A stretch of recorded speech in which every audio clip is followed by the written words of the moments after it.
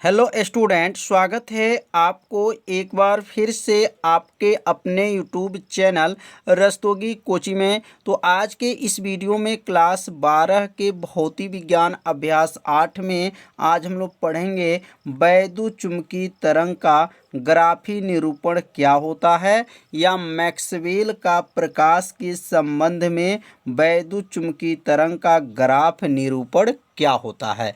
तो यहाँ पे जो है प्रश्न 2 बताया जा रहा है, लेकिन दोनों का उत्तर जो रहेगा सेम रहेगा। पेपर में जो है क्वेश्चन का जो है रूप बदल दिया जाता है। तो कई बार ऐसे प्रश्न आता है वैद्युत चुम्बकीय तरंग का ग्राफी निरूपण कीजिए, या प्रश्न को बदल करके कैसे पूछा जाता है कि मैक्सवेल का प्रकाश के संबंध में वैद्युत चुम्बकीय तरंग का ग्राफ निरूपण कीजिए। तो मैक्सवेल ने क्या क्या बात बताए थे, अब एक एक नियम को इनके बारे में समझेंगे। तो यहाँ पर ध्यान से देखेंगे क्या लिखा गया है। सन 1865 ईस्वी में, किस सन में? सन 1865 ईस्वी में मैक्सवेल ने बताया कि वैद्युत चुम्बकीय तरंगे वे तरंगे होते हैं। मतलब 1865 में मैक्सवेल नाम के वैज्ञानिक जो थे उन्होंने क्या बताए थे कि वैद्युत चुम्बकीय तरंगे वे तरंगे होते हैं जिसके संचरण के लिए किसी माध्यम की आवश्यकता नहीं होती है। तो जिसके संचरण मतलब चलने के लिए किसी माध्यम की आवश्यकता नहीं होती है, क्योंकि वैद्युत क्षेत्र तथा चुंबकीय क्षेत्र तरंग संचरण की दिशा के क्या होते हैं? लंबवत, अर्थात 90 अंश पर दोलन करते हैं। मतलब यह जो है तरंगे जो होते हैं, वैद्युत चुम्बकीय तरंगे जो होते हैं, उनको संचरण के लिए जो है किसी माध्यम की आवश्यकता नहीं पड़ता है। क्यों नहीं पड़ता है? क्योंकि वैद्युत क्षेत्र और चुम्बकीय क्षेत्र जो तरंग होते हैं उनके संचरण की दिशा क्या होती है? 90 अंश पे क्या करते हैं? दोलन करते हैं। तो आप सभी विद्यार्थी इसे अपने कॉपी में क्या कीजिए, इसे नोट करते चलिए। जब इसे नोट करते चलेंगे तो आपका एक नोट्स भी बनता रहेगा। अब यहाँ पे क्या लिखा गया, इसमें 3 अक्ष होते हैं। मतलब जो वैद्युत चुम्बकीय तरंग का जब ग्राफ खींचेंगे तो उसमें कितने अक्ष होते हैं? तो 3 अक्ष होते हैं। तो यहाँ लिखेंगे इसमें 3 अक्ष होते हैं। एक्स अक्ष की दिशा की ओर तरंग का संचरण होता है। मतलब जो एक्स अक्ष का जो दिशा रहेगा उसमें तरंग के चलने की दिशा होता है। मतलब तरंग के चलने की दिशा कौन सा है? तो एक्स अक्ष होता है। याद रखे रहिएगा, एक्स अक्ष में जो है तरंग के चलने की दिशा होता है। और वाई अक्ष में क्या होता है? तो लिखेंगे वाई अक्ष की दिशा, देखें वाई अक्ष की दिशा की ओर वैद्युत क्षेत्र होता है, और जेड दिशा में क्या होता है? चुंबकीय क्षेत्र होता है। तो यहाँ पर जो बात लिखा गया बहुत ही गहराई से आप लोग पढ़िएगा कि इसमें 3 अक्ष होते हैं।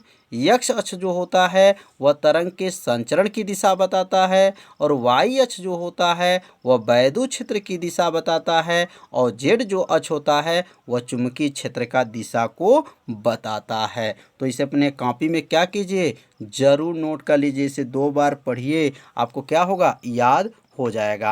अब यहाँ पे जो है इसका ग्राफ खींचेंगे। अब ग्राफ कैसे खिंचाएगा? आप लोग ग्राफ भी अपने कॉपी में क्या कीजिएगा, जरूर बना लीजिएगा। तो अब यहाँ पे जो है 3 अक्ष जो है यहाँ बना लेंगे। जैसे यहाँ पर जो है यह जो रेखा जा रहा है, ध्यान दीजिए, यह एक्स अक्ष है। कौन है? एक्स अक्ष है। यहाँ पे लिख देंगे एक्स अक्ष है। और यह जो है वाई अक्ष है। क्या है? वाई अक्ष है। और यह जो होता है वह जेड अक्ष होता है। तो यहाँ लिख सकते हैं एक्स अक्ष है, और ये क्या है? वाई अक्ष है, और ये क्या है? जेड अक्ष है। और जो वाई होता है वो क्या बताता है? वैद्युत क्षेत्र को बताता है, वैद्युत क्षेत्र को दर्शाता है। और जो जेड होता है वह किसको प्रदर्शित करता है? चुंबकीय क्षेत्र को बताता है। क्या हो जाएगा यहाँ पर? चुंबकीय क्षेत्र, चुंबकीय क्षेत्र को प्रदर्शित करता है। याद रखेंगे, जेड जो होता है कौन सा अक्ष को? चुंबकीय क्षेत्र। और वाई जो होता है वैद्युत क्षेत्र। और यक्स जो होता है संचरण की दिशा। क्या होता है? यहाँ लिख सकते हैं संचरण की दिशा। अब यहाँ पे जो है इसकी जो चलने की दिशा होगा, अब ये ध्यान से देखेंगे कितने अंश पर? 90 अंश पे जो है बनाया जाएगा।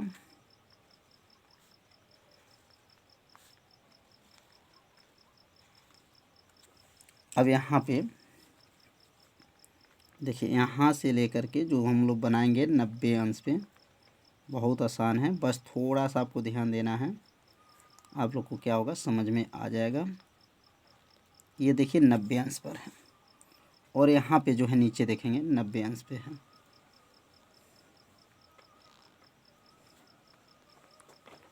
पुनः जो है ऊपर हो जाएगा। बस एक दूसरे का उल्टा बनाना है। यहाँ 90 अंश का कोण बना रहा है, कितने अंश का 90 अंश पे जो है संचरण हो रहा है। अब यहाँ से जो है देखिए ध्यान से, अब यहाँ से इसको मोड़ दीजिए इधर, यहाँ से इधर, समझ में आ गया होगा। इसी तरह यहाँ पे जो है इसको मोड़ दीजिए, जो इसकी चलने की दिशा जो है पुनः जो है उल्टा। बस देखिए ध्यान से कैसे हो रहा है, एक दूसरे के क्या है उल्टा है। यही जो है क्या है तरंग के संचरण की दिशा है। यहाँ लिख देंगे संचरण की दिशा, संचरण की दिशा, संचरण की दिशा हो जाएगा।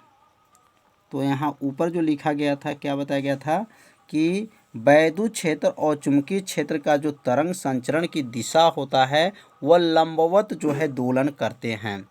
तो यहाँ पे देख लीजिए 90 अंश का कोण बना करके ये दोलन कर रहा है। कितने अंश का 90 अंश के कोण बना करके, यहाँ से नीचे से देखेंगे 90 अंश, फिर सब पुनः ऊपर से, मतलब एक बार ऊपर एक बार नीचे, एक बार ऊपर एक बार नीचे, ऐसे जो है 90 अंश का कोण बना करके वह संचरण की दिशा चल रहा है।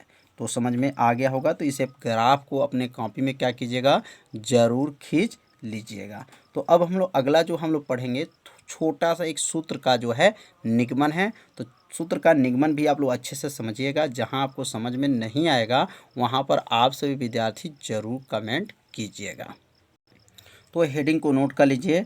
मैक्सवेल के अनुसार, किसके अनुसार मैक्सवेल के अनुसार चुंबकीय क्षेत्र का शिखर मान, वैद्युत क्षेत्र का शिखर मान तथा प्रकाश का चाल में संबंध। किसमें संबंध है, चुंबकीय क्षेत्र का शिखर मान रहेगा, वैद्युत क्षेत्र का जो है शिखर मान रहेगा और प्रकाश की चाल में क्या संबंध है, इसमें सूत्र का जो है निगमन करके आपको बताया जाएगा। तो यहाँ ध्यान देंगे, माना वाई अक्ष पे क्या बताया गया था, तो अभी हम लोग पढ़े थे वाई अक्ष पर वैद्युत क्षेत्र। मैक्सवेल ने क्या बताए थे, वाई अक्ष पर वैद्युत क्षेत्र होता है और जेड अक्ष पर क्या होता है चुंबकीय क्षेत्र होता है तथा तरंग के चलने की दिशा क्या होता है यक्ष अक्ष होता है। तो ध्यान दीजिए यक्ष अक्ष जो होता है तरंग के संचरण की दिशा और वाई अक्ष जो होता है वैद्युत क्षेत्र और जेड अक्ष जो होता है वह चुंबकीय क्षेत्र को क्या करता है प्रदर्शित करता है। तो यहाँ लिखे हैं तथा वैद्युत क्षेत्र एवं चुंबकीय क्षेत्र के बीच का कलांतर क्या होता है समान होते हैं। अब यहाँ कलांतर जब समान होते हैं तो पहले वैद्युत क्षेत्र के लिए लिखेंगे यहाँ पर। अब क्या लिखेंगे यहाँ पर वैद्युत क्षेत्र के लिए पहले बनाया जाएगा, तो लिखेंगे वैद्युत क्षेत्र के लिए, वैद्युत क्षेत्र के लिए। तो वैद्युत क्षेत्र के लिए अगर बनाते हैं तो वैद्युत क्षेत्र कहाँ पर है, तो वैद्युत क्षेत्र वाई अक्ष पर है, इसलिए वाई अक्ष पर क्या है वैद्युत क्षेत्र है, तो इसलिए लिखेंगे यहाँ पर ई वाई हो जाएगा बराबर क्या हो जाएगा E0 साइन क्या हो जाएगा omega T, sine omega T. इसको समीकरण नंबर क्या मान सकते हैं 1 मान सकते हैं। तो यह ई क्यों लिखे हैं, ई का नाम क्या है वैद्युत क्षेत्र है। और एक बार हम लोग पढ़े हैं धारा का शिखर मान क्या होता है, धारा का शिखर मान पढ़े होंगे आई बराबर I0 साइन ओमेगा टी है। इसी प्रकार जो है ये वैद्युत क्षेत्र का सब सूत्र क्या बनेगा ई बराबर होगा E0 साइन ओमेगा टी हो जाएगा। अब यहाँ लिखेंगे चुंबकीय क्षेत्र के लिए, बहुत आसान है, बस थोड़ा सा आपको ध्यान देना है। क्या लिखेंगे चुंबकीय क्षेत्र के लिए, तो बताइए चुंबकीय क्षेत्र किस अक्ष पर है, तो चुंबकीय क्षेत्र जो है किस पर है जेड अक्ष पर है। तो इसके लिए चुंबकीय क्षेत्र को किससे प्रदर्शित करते हैं बी से प्रदर्शित करते हैं। तो यहाँ अब लिखेंगे बी जेड, क्या लिखेंगे बी जेड अब हो जाएगा बराबर क्या बनेगा B0 साइन क्या हो जाएगा ओमेगा टी हो जाएगा। कितना आसान है। ये जेड क्यों लिखे हैं, क्योंकि जेड जो है चुंबकीय क्षेत्र पर होता है इसलिए जेड लिखेंगे। अब वैद्युत क्षेत्र किस पर होता है वाई अक्ष पर होता है इसलिए यहाँ पर वाई लिखा गया है। अब ये बन गया समीकरण नंबर 2। अब समीकरण 2 जब बन गया तो मैक्सवेल के अगर अनुसार देखेंगे तो यहाँ लिखेंगे मैक्सवेल के अनुसार, मैक्सवेल के अनुसार तो मैक्सवेल के अनुसार क्या होता है, तो यह भी आप लोग जानते होंगे, नहीं जानते हैं तो आप लोग याद रखिएगा कि मैक्सवेल के अनुसार जो होता है वह प्रकाश की चाल बराबर क्या होता है, प्रकाश की चाल ई बराबर होता है, क्या होता है ई, और यहाँ लिखेंगे वाई बटा क्या हो जाएगा बी जेड हो जाएगा। मतलब वाई अक्ष पर वैद्युत क्षेत्र की तीव्रता और जेड अक्ष पर चुंबकीय क्षेत्र के जो तीव्रता के अनुपात को क्या कहेंगे, प्रकाश की चाल कहते हैं। अब यहाँ पर समीकरण 1 और समीकरण 2 का मान को क्या करेंगे, रख लेंगे। तो यहाँ लिखना चाहे तो लिख दीजिएगा, समीकरण 1 तथा समीकरण 1 तथा समीकरण 2 का मान रखने पर अब समीकरण 1 और समीकरण 2 का मान को क्या करेंगे, रख लेंगे।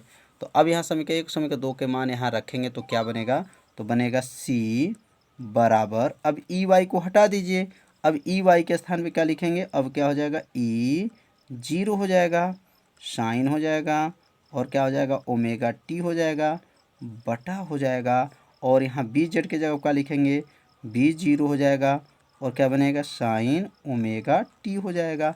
अब यहाँ क्या कट जाएगा, तो साइन ओमेगा टी से साइन ओमेगा टी कट जाएगा, तो बचेगा क्या, तो बचेगा यहाँ पर सी बराबर हो जाएगा, सी बराबर ई 0 बटा क्या बना बी 0 हो जाएगा। कितना आसान है, बस थोड़ा सा आपको ध्यान देना है। तो अब यहाँ पर चाहे 3 सूत्र जो है आप लोग बना सकते हैं, एक सी का सूत्र बनेगा, एक बार ई 0 का बनेगा, और एक बार बी 0 का सूत्र बनेगा। अगर यहाँ पर बी 0 का सूत्र बनाते हैं तो बी 0 को ऊपर कर देंगे तो क्या बनेगा, यहाँ पर बी 0 बराबर हो जाएगा, क्या बनेगा ई 0 बटा क्या होता है सी होता है। इसी सूत्र पे जो है हर साल के परीक्षा में जो है प्रश्न आते हैं न्यूमेरिकल का। अभी 2020 के पेपर में भी आया है, 2019 के भी परीक्षा में जो है इसी सूत्र पे जो है न्यूमेरिकल पूछा जाता है। तो इसलिए इस चैप्टर में सबसे जो है आईएमपी सूत्र यही है, मतलब वैद्युत चुंबकीय तरंग में सबसे आईएमपी सूत्र क्या है, बी 0 बराबर ई 0 बटा क्या होता है सी होता है, क्योंकि इसी सूत्र से है न्यूमेरिकल जो है हमेशा पूछा जाता है। अगर इसमें गुणा कर दें, बी 0 का गुणा सी में कर दें तो ई 0 का सूत्र क्या बन जाएगा, तो यहाँ बनेगा ई 0 बराबर हो जाएगा, क्या बनेगा यहाँ पर बी 0 गुणे सी हो जाएगा। तो समझ में आ रहा होगा, बहुत ही आसान है, बनाना सीखना है। तो ये तीनों सूत्र को आप सभी विद्यार्थी जरूर याद रखिएगा, क्योंकि इसी तीनों सूत्र की सहायता से हमें क्या पढ़ना है, न्यूमेरिकल पढ़ना है। तो आज का पढ़ाई कैसा था, आप सभी विद्यार्थी जरूर कमेंट कीजिएगा, वीडियो को लाइक कर दीजिएगा, और वीडियो को ज़्यादा से ज़्यादा अपने सभी दोस्तों के पास शेयर जरूर कर दीजिएगा, क्योंकि आपके लिए यह लाइव क्लास चलाया जा रहा है। तो आज का पढ़ाई इतना ही, मिलते हैं अब अगले भाग में, तब तक के लिए सभी विद्यार्थियों को नमस्कार।